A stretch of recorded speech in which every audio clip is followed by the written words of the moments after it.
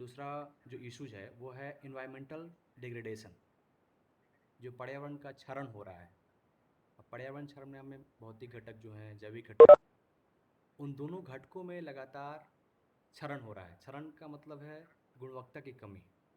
जो भौतिक घटक हैं, जैविक घटक हैं, उनके गुणवत्ता में कमी आ रही है, और उनके कमी से हमारे जीव जंतु, वनस्पति, यहाँ तक कि मानव भी प्रभावित हो रहे हैं।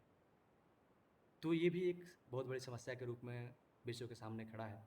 इसके निवारण करने की, इसकी समस्या को दूर करने की लगातार प्रयास की जा रही हैं, लेकिन इसमें और प्रयास करने की आवश्यकता है। तीसरा है इंटेंसिव फार्मिंग, यानी कि हम गहन खेती, जैसे जनसंख्या की वृद्धि हो रहा है। हम भारत की ही बात करें तो भारत में जनसंख्या अत्यधिक है, और यहाँ पर जनसंख्या वृद्धि इतनी है कि कई समस्याओं को हम जन्म दे रहे हैं। विश्व स्तर की बात करें तो विश्व में भी हमारे पास कई देश हैं जो जनसंख्या में काफ़ी वृद्धि दर्ज कर रहे हैं। तो उनके लिए एक समस्या है, साथ ही साथ पर्यावरण के लिए भी एक समस्या है कि जो जनसंख्या बढ़ रहा है, उनके खाने पीने के लिए, भोजन के लिए हम कृषि पर डिपेंड हैं, और कृषि करने के लिए हम इंटेंसिव फार्मिंग, इंटेंसिव मतलब गहन फार्मिंग को बढ़ावा दे रहे हैं। अब गहन फार्मिंग का समस्या ये है कि इस फार्मिंग के माध्यम से हम जो कृषि करते हैं, ठीक है, उसमें अत्यधिक हम रासायनिक खादों का प्रयोग करते हैं, अत्यधिक हम जैविक जो उर्वरक हैं हमारे पास, रासायनिक उर्वरक हैं या फिर जो फर्टिलाइज़र हैं, पिड़कनाशी हैं, इनका इस्तेमाल हम करते हैं। तो इनके इस्तेमाल से हमारा पर्यावरण दूषित होता है, प्रदूषित होता है, जिससे एक पर्यावरण की क्षति हो रही है, लगातार भूमि का क्षरण हो रहा है, साथ ही साथ जो उत्पादन क्षमता है मिट्टी का, वो ख़त्म हो रहा है, वो ख़राब हो रहा है। तो इंटेंसिव फार्मिंग भी हमारे मेजर इन्वायरमेंटल इशू के रूप में सामने आ रहा है। तो गहन कृषि जो है, इसको हमें कम करने की आवश्यकता है। साथ ही साथ जैविक रूप से हम खाद का कैसे प्रयोग करें, उनके प्रयोग से कैसे हम अच्छे फसल को उगा सकते हैं, इसके प्रयास के लिए इनके प्रयास करने चाहिए हमें। ठीक है, अगला है लैंड डिग्रेडेशन, यानी कि भूमि का क्षरण। भूमि का क्षरण क्या है? तो भूमि के क्षरण की बात करें तो भूमि में जब उर्वरा शक्ति, उसकी क्षमता घट जाती है, तो भूमि का क्षरण होता है। आए दिन हम लगातार अत्यधिक संसाधनों का यूज कर रहे हैं, क्योंकि जनसंख्या हमारे पास अत्यधिक है, और उन जनसंख्या को संसाधनों तक पहुंचाने के लिए, संसाधन को पूरा करने के लिए हम लगातार पेड़ पौधों का दोहन कर रहे हैं, पेड़ पौधों की कटाई कर रहे हैं। तो इसके कटाई से लैंड का डिग्रेडेशन, भूमि का क्षरण हो रहा है, भूमि का कटाव हो रहा है, जिससे कृषि योग्य जो भूमि है इसकी भी कमी हो रही है। कृषि योग्य जो भूमि जो हमारे खाद्यान्न के लिए उपयोगी है, इसकी कमी हो रही है। तो इसको रोकने की आवश्यकता है, वृक्षारोपण की करने की आवश्यकता है। हम सभी को पता है कि किसी भी राष्ट्र या देश के लिए वनों का जो प्रतिशत है उस देश में, राष्ट्रीय औसत के हिसाब से वो 1/3 होने चाहिए। यानी किसी भी देश में वनों का जो राष्ट्रीय औसत वो होना चाहिए, वो है 1/3, कम से कम 33% भूभाग पर वन होने चाहिए। लेकिन हम भारत में ही बात करें तो यहाँ पर देखते हैं कि मात्र 24% के आसपास वनों का हमारे पास आवरण है। तो यह राष्ट्रीय औसत से कम है। हमें वृक्षारोपण करने की आवश्यकता है, जिससे लैंड डिग्रेडेशन भी रुके और पर्यावरण संतुलन बना रहे। तो लगातार इसमें प्रयास करने की आवश्यकता है, जिससे हम पर्यावरण के जो इशू हैं, जो पर्यावरण संबंधी जो समस्याएं उत्पन्न हो रही हैं, उनको ख़त्म करने के प्रयास करने चाहिए। अगला है जो इशू हमारे पास, वो है न्यूक्लियर इशू। परमाणु के संबंधित जो मुद्दे हैं, आप लगातार देख रहे हैं कि विश्व में कई देश एक दूसरे से आगे निकलने के लिए होड़ में लगे हुए हैं, लगातार प्रयास कर रहे हैं। परमाणु से संबंधित परमाणु बम, मिसाइल्स इत्यादि का आविष्कार कर रहे हैं, बना रहे हैं। इसका हम एग्जाम्पल देख सकते हैं जापान, जहाँ परमाणु से संबंधित घटनाएं हुई और उसके परिणाम एक लंबे समय तक जापान झेलता रहा। तो ये परमाणु से संबंधित मुद्दे हैं, और आज के समय में इसको भी एक प्रमुख मुद्दे के रूप में देखा जा रहा है कि एक देश दूसरे देश पर अपना वर्चस्व बढ़ाने के लिए पर्यावरण संबंधी कार्यक्रमों का लगातार बढ़ावा दे रहा है, प्रयास कर रहा है। तो इसे हमें ख़त्म करने का प्रयास करने चाहिए। कैसे हम पर्यावरण संबंधी जो इशू हैं, चाहे न्यूक्लियर हो, चाहे लैंड डिग्रेडेशन हो, इसको कम कर सकते हैं, जिससे हमारे पर्यावरण बचा रहे। अगला पॉइंट है हमारे पास ओवर पॉपुलेशन। अभी हमने बात किया था कि जनसंख्या का जो अत्यधिक वृद्धि है हमारे पास, यह एक सबसे बड़ी समस्या के रूप में है, क्योंकि जनसंख्या होगी तो संसाधन का उपयोग बढ़ेगा। संसाधन का उपयोग बढ़ेगा तो पर्यावरण में असंतुलन पैदा होगा। जब हम किसी भी संसाधन का अति दोहन करेंगे तो पर्यावरण क्षति स्वाभाविक है, क्योंकि जिस गति से हम संसाधनों का इस्तेमाल कर रहे हैं, उपयोग कर रहे हैं, उस गति से संसाधन प्राकृतिक रूप से उत्पन्न नहीं हो पा रहे हैं, बन नहीं पा रहे हैं। तो प्राकृतिक रूप से जब संसाधन उस प्रकार से बनेंगे नहीं, जिस गति से हम उनका इस्तेमाल कर रहे हैं, उपयोग कर रहे हैं, तो यह असंतुलन पैदा करेगा।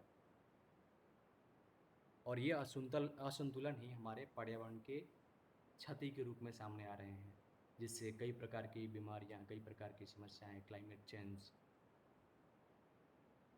ठीक है, साथ ही साथ पॉल्यूशन, इनको बढ़ावा मिल रहा है। तो हमें पॉपुलेशन को कंट्रोल करने की आवश्यकता है। कैसे हम जनसंख्या को रोकें, कम करें, या कैसे इसको हम एक एक सीमा तक इसको निश्चित करें, जिससे जनसंख्या का कंट्रोल बढ़े। विश्व में जनसंख्या आप देखेंगे तो 2017 के आंकड़े के अनुसार लगभग 7.6 अरब, 7.6 अरब जनसंख्या है पूरे विश्व की। तो तुलना करें तो विश्व के जो देश हैं, जो पूरा उसका भूभाग है, उसके तुलना में हम भारत की बात करें तो भारत में जो कुल भूभाग है विश्व का, वो है 4.2%, 4.2%। लेकिन हम जनसंख्या की बात करते हैं तो जनसंख्या विश्व की हमारे पास है 17.5%, 17.5%। तो इस तरह से हम समझ सकते हैं कि विश्व के भूभाग का जो हमारे पास अंश है वो 4% के आसपास है, और हमारे पास विश्व का जो जनसंख्या है वो 17.5% है। तो इन जनसंख्या को हम कैसे पालन पोषण करेंगे, कैसे इसका विकास करेंगे? स्वाभाविक है कि हम संसाधनों का अति दोहन करेंगे, अति उपयोग करेंगे, और अति उपयोग, अति दोहन करेंगे तो इन्वायरमेंटल जो इशू हैं वो हमारे सामने आएंगे ही, पर्यावरण से प्रदूषण बढ़ेगा ही। तो इस तरह के समस्याएं जो हैं उनको कम करने की आवश्यकता है। ओवर पॉपुलेशन जो है हमारे पास, इसको एक सीमा तक सुनिश्चित करने की आवश्यकता है, कम करने की आवश्यकता है, जिससे हम अति दोहन, पर्यावरण के अत्यधिक दोहन से बचें। अगला पॉइंट है हमारे पास ओजोन डिप्लेशन। ओजोन परत का जो क्षय हो रहा है, आप सभी को पता होगा कि दक्षिणी ध्रुव के ऊपर ओजोन परत में छिद्र हो गया है, जिसके कारण अनेक हमारे पास त्वचा संबंधी रोग, अनेक प्रकार का रोग हो रहे हैं। और यह समस्या जो है वो क्लोरोफ्लोरोकार्बन के उपयोग से हुआ है। क्लोरोफ्लोरोकार्बन आपको पता होगा कि कई प्रकार के हम जो फॉग वगैरह इस्तेमाल करते हैं, रेफ्रिजरेटर इस्तेमाल करते हैं, उनसे हमें सीएफसी प्राप्त होता है, और सीएफसी जो है वो पर्यावरण के लिए काफ़ी हानिकारक है। ये ओजोन परत का क्षय कर रहा है।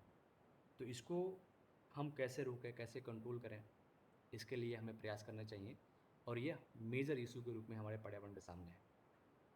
समताप मंडल में जो लगातार ओजोन परत का क्षय हो रहा है, तो इसको कम करने की आवश्यकता है। हालांकि हम बात करें तो पिछले कुछ वर्षों में ओजोन लेयर का छिद्र का जो विस्तार हो रहा है, यह एक काफ़ी चिंताजनक विषय है, और इसके लिए हमें लगातार प्रयास करने चाहिए। अगला है पॉल्यूशन, प्रदूषण। प्रदूषण की बात करें तो हमारे पास कई प्रकार के प्रदूषण हैं जो पर्यावरण को क्षति पहुंचा रहे हैं। इसमें आप देखेंगे तो अभी हमने बात किया था कि ओजोन लेयर का जो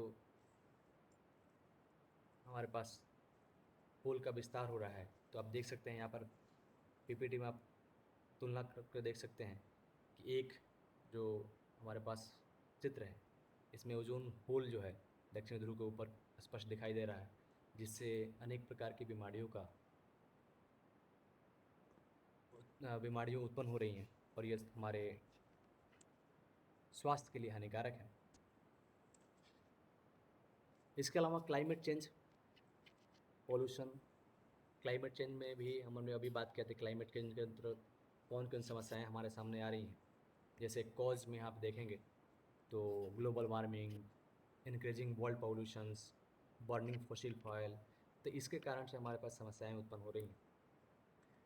पॉल्यूशन में देखें तो water pollution, air pollution, soil pollution, sound pollution, कई प्रकार के पॉल्यूशन हमारे सामने देखने को मिलते हैं।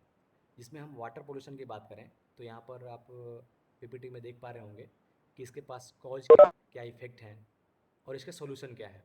इसकी जानकारी हमें होनी चाहिए, जिससे हम पर्यावरण में प्रदूषण जो है और उसमें भी जो जल के प्रदूषण है, इनको कैसे कम कर सकते हैं। क्योंकि हम सभी को पता है कि विश्व में स्वच्छ जल की जो आवश्यकता है वो काफ़ी महत्वपूर्ण है और उपलब्ध जो हमारे पास स्वच्छ जल है वो काफ़ी कम है। सिर्फ 2.5%, 2.5% ही स्वच्छ जल हैं जिनका इस्तेमाल हम कर सकते हैं। लेकिन इनमें भी लगातार पॉल्यूशन हो रहा है और इसके वजह से ये जो 2.5% जल है ये भी दूषित हो रहे हैं, जिसके कारण अनेक प्रकार की बीमारियां उत्पन्न हो रही है। यहाँ पे देखेंगे तो कॉज में dumping industrial vast into the near by source water. हम लगातार जो हमारे पास वाटर के सोर्स हैं उनके पास हम डंप कर रहे हैं इंडस्ट्रियल जो वास्ट हैं, औद्योगिक अपशिष्ट पदार्थ हैं, उनका हम डंपिंग कर रहे हैं स्वच्छ जल के पास, जिससे वो जल जो है वो लगातार दूषित हो रहे हैं और वह जो जल दूषित हो रहा है उनके इस्तेमाल से लगातार कई बीमारियों को उत्पन्न होने में मदद मिल रही है। तो इसको कम करने की आवश्यकता है। डंपिंग की जो समस्या है इसके निवारण करने की आवश्यकता है। हम पर्यावरण के प्रदूषण के लिए प्रयास कर सकते हैं। दूसरा है improper disposal of human and animal vast. जो डिस्पोजल्स हैं जो नॉन रिसाइकलिंग है, जो रिसाइकलिंग नहीं हो सकते हैं, उस तरह के डिस्पोजल को कैसे हम कंट्रोल करें, कैसे उनका उपयोग को हम बंद करें, या कह सकते हैं कि उसको एक प्रकार से समाज से उसको दूर कर सकते हैं। तो इसके लिए प्रयास करने चाहिए। Fertilisers, pesticides use in agriculture. लगातार हम कृषि में फर्टिलाइज़र का इस्तेमाल कर रहे हैं जो केमिकली फर्टिलाइज़र्स हैं, पेस्टिसाइड्स हैं। तो इनका उपयोग कैसे बैन कर सकते हैं जिससे अ, जल का प्रदूषण रुके।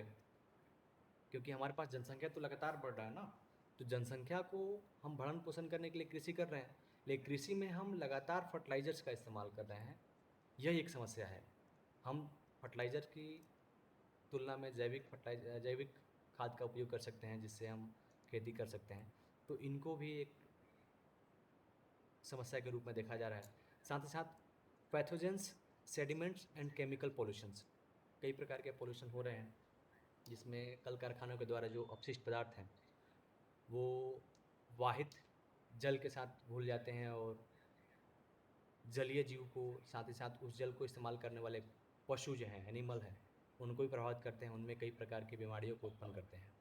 तो इसको ख़त्म करने की आवश्यकता है। इसके इफेक्ट की बात करें तो damage to the food chain. जो वाटर पोल्यूशन हो रहा है ये फूड चेन को डैमेज कर रहा है। जो हमारे पास खाद्य जाल जो है, ठीक है, जिसको हम खाद्य जाल बोलते हैं, क्योंकि आप सभी को पता होगा कि उत्पादक के ऊपर डिपेंड होते हैं अपघटक, उत्पादक के डिपेंड होते हैं उपभोक्ता, उपभोक्ता के ऊपर डिपेंड होते हैं अपघटक, ठीक है, प्रोड्यूसर, उसके बाद कंज्यूमर, डिकम्पोजर। तो इनका जो श्रृंखला है, जो चैन है, इसमें काफ़ी डैमेजेस आ रहे हैं, काफ़ी क्षति पहुंच रही है। तो इस तरह के क्षति को रोकने की आवश्यकता है। Disease can be spread through polluted water.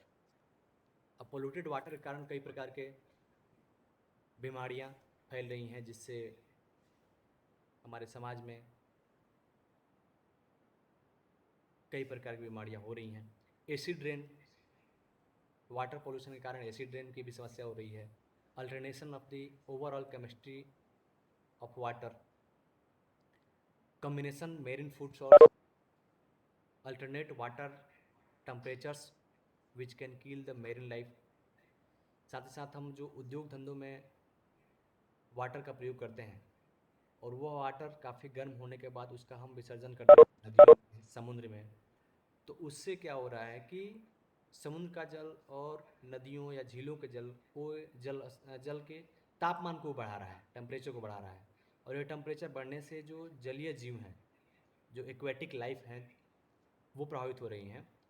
वहाँ के जो मछलियाँ हैं उनके खाद्य जाल में समस्याएं आ रही हैं, तो इसको कम करने की हो सकता है। यहाँ पर सॉल्यूशन दिए गए हैं। Pick up waste material and throw them the trash can. ठीक है। Weeding should be pesticide instead of using herbicides to kill unwanted weeds. Encourage to use of organic fertilizer rather than inorganic fertilizer।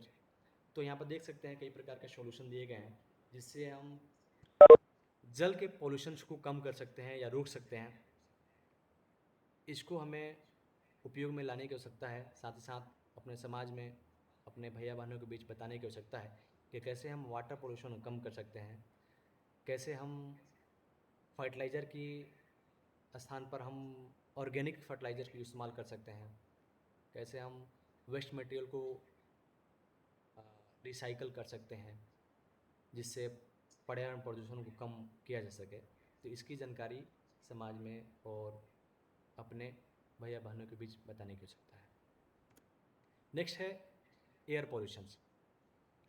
Air pollution की बात करो तो air कई प्रकार के कारणों से प्रभावित हो रहा है, दूषित हो रहा है, जिसमें आप देखेंगे तो बर्निंग ऑफ फॉसिल फ्यूल, अभी हमने बात किया था कि हम जो जीवाश्म ईंधन का प्रयोग करते हैं तो इसमें कई प्रकार के दूषित गैसों का प्रभाव बढ़ता है। Increase level of carbon oxide in the air, हवा में जो कार्बन डाइऑक्साइड की मात्रा बढ़ रही है, यह भी एक बहुत बड़ी समस्या के रूप में सामने खड़ा हुआ है और यह ग्लोबल वार्मिंग को बढ़ा रहा है। दूसरा है car exhausted and other emissions, जो हमारे पास जो गाड़ियाँ लगातार बढ़ रही हैं, जनसंख्या बढ़ने से लोग पर्सनल गाड़ियों का इस्तेमाल कर रहे हैं और इनसे जो धुएँ निकल रहे हैं ये भी हमारे एयर पोल्यूशन को बढ़ा रहे हैं। Increase road and air traffic, जनसंख्या बढ़ने से रोड और एयर ट्रैफिक भी लगातार बढ़ रहा है, इससे भी एयर पोल्यूशन को बढ़ावा मिल रहा है। Chlorofluorocarbons use in refrigerators and aerosol propellants, जो हमारे पास रेफ्रिजरेटर की संख्या लगातार बढ़ रही है, इनसे क्लोरोफ्लोरोकार्बन की मात्रा बढ़ रही है और यही हमारे एयर पोल्यूशन को बढ़ा रहे हैं। साथ ही साथ आपको पता होगा कि जो ओजोन परत की क्षति हुई वो उसमें CFC गैसों का महत्वपूर्ण भूमिका है। तो इस प्रकार से ये कॉज हैं जो एयर पोल्यूशन को बढ़ा रहे हैं। अब इसके इफ़ेक्ट क्या देखने को मिलते हैं? इसके इफ़ेक्ट की बात करें तो acid rain, health problem to human being, respiratory और कैंसर एक्सेट्रा बीमारियां उत्पन्न हो रही हैं। जैसे हम बात करें तो कैंसर तो हो ही रहा है, श्वास संबंधी जो दमा इत्यादि बीमारियां उत्पन्न हो रही हैं, ये एयर पोल्यूशन हो रही हैं। और एयर का जो क्वालिटी इंडेक्स है वो लगातार बढ़ रहा है, क्वालिटी का जो इम्प्रूवमेंट है वो नहीं हो पा रहा है। तो ये भी एक समस्या की घंटी है हमारे पास। दूसरा है ग्लोबल वार्मिंग। भाई हमने बात किया था कि ग्लोबल वार्मिंग की वजह से कई प्रकार के क्लाइमेट चेंज हो रहे हैं और क्लाइमेट चेंज की वजह से कई प्रकार के समस्याएं उत्पन्न हुए हैं, जिसमें आइलैंड्स जो हैं या हेमिस्फीयर का पिघलना है, तो ग्लेशियर का पिघलना है, तो ये सारी समस्याएं जो हैं ये एयर पोल्यूशन के कारण उत्पन्न हो रही हैं। अगला सॉल्यूशन इसका क्या है? Encourage your family to use the bus, train when commuting. If we all do this there will be less car और रोड एंड लेस फॉर्म्स। तो इसमें बात करें तो हम कैसे जो पब्लिक ट्रांसपोर्ट है इसका इस्तेमाल बढ़ाएं, पर्सनल कार का हम इस्तेमाल को कम कैसे कर सकते हैं। साथ ही साथ कार की जो संख्या लगातार रोडों पर बढ़ रही है, सड़कों पर बढ़ रही हैं, इनको कैसे कम कर सकते हैं, इसको कम करने की आवश्यकता है। ठीक है। साथ ही साथ हम जो लगातार ट्रांसपोर्ट का इस्तेमाल कर रहे हैं, उसमें ऐसे ट्रांसपोर्टर्स का इस्तेमाल करें जिससे पॉल्यूशन, या फिर उसमें ट्रांसपोर्टेशन में ऐसे फ्यूल का इस्तेमाल करें जिससे हमारे पर्यावरण प्रदूषित कम हो। तो इसको बढ़ाने की आवश्यकता है, जागरूकता करने की आवश्यकता है लोगों में, जिससे पर्यावरण प्रदूषण को कम किया जा सके। अगला पॉइंट हमारे पास, environmental awareness in essential for. अब पर्यावरण की जागरूकता हमारे लिए क्यों महत्वपूर्ण है, क्यों आवश्यक है, इसके बारे में बात करते हैं। पर्यावरण की आवश्यकता की बात करें हम, तो प्रोटेक्शन ऑफ द एटमॉस्फेयर।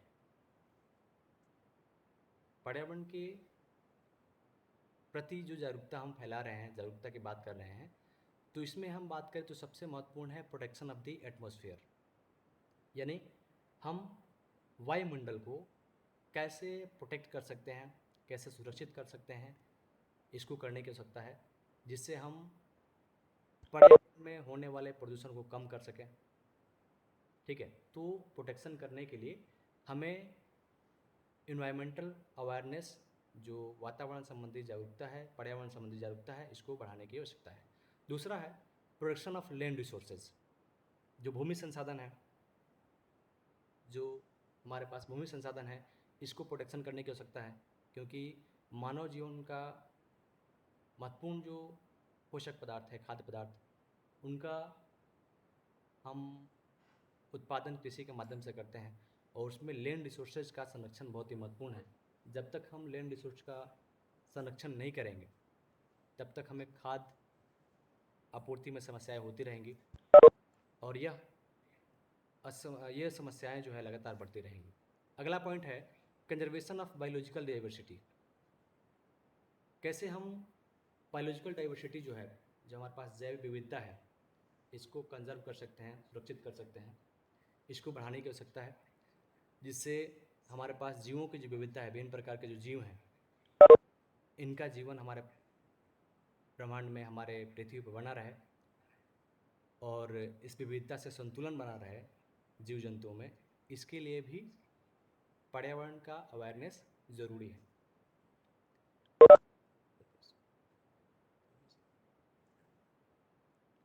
अगला है हमारे पास environmentally sound management of biotechnology and hazard waste. ठीक है, कैसे हम पर्यावरण के जो ध्वनि प्रदूषण हो रहे हैं उनके कैसे मैनेज कर सकते हैं, बायोटेक्नोलॉजी एंड हजार्ड वास्ट जो है हमारे पास, जो खतरनाक अपशिष्ट पदार्थ हैं, उनको कैसे रोक सकते हैं, कैसे कम कर सकते हैं, इसके लिए भी पर्यावरण का जागरूकता ज़रूरी है। Prevention of illegal traffic in toxic products and vast. जो इलीगल ट्रैफिक बढ़ रहा है टॉक्सिक प्रोडक्ट्स का, टॉक्सिक यानी कि जो विषैले पदार्थ का प्रयोग जो बढ़ रहा है, साथ ही साथ जो वास्ट टॉक्सिक के बढ़ रहे हैं, इनको कैसे हम प्रिवेंट कर सकते हैं, रोक सकते हैं, इसके लिए भी पर्यावरण की जागरूकता ज़रूरी है। और जब तक हमें इनके रोक के लिए या रोकथाम के लिए जागरूकता हम नहीं फैलाएंगे, तो ये समस्या लगातार बढ़ती रहेंगी और को प्रदूषित करते रहेंगे। अगला है improvement in living and working conditions the poor by dedicating power in stopping environmental degradation. जो लिविंग स्टैंडर्ड है हमारा, लिविंग वर्किंग कंडीशंस है, इसको कैसे इम्प्रूव करें हम, एंड जो इन्वायरमेंटल डिग्रेडेशन है, जो पर्यावरण का क्षरण है, क्षति है, इसको हम कैसे कम कर सकते हैं, कैसे पर्यावरण की क्षति को दूर कर सकते हैं, पर्यावरण के क्षरण को रोक सकते हैं, इसके लिए भी अवेयरनेस पर्यावरण का ज़रूरी है। अब बात करते हैं कि किस प्रकार के हम कार्य करें जिससे हमारा पर्यावरण कम दूषित हो और हम पर्यावरण संतुलन बना रखें। इसके लिए हम बात करते हैं सस्टेनेबल डेवलपमेंट की।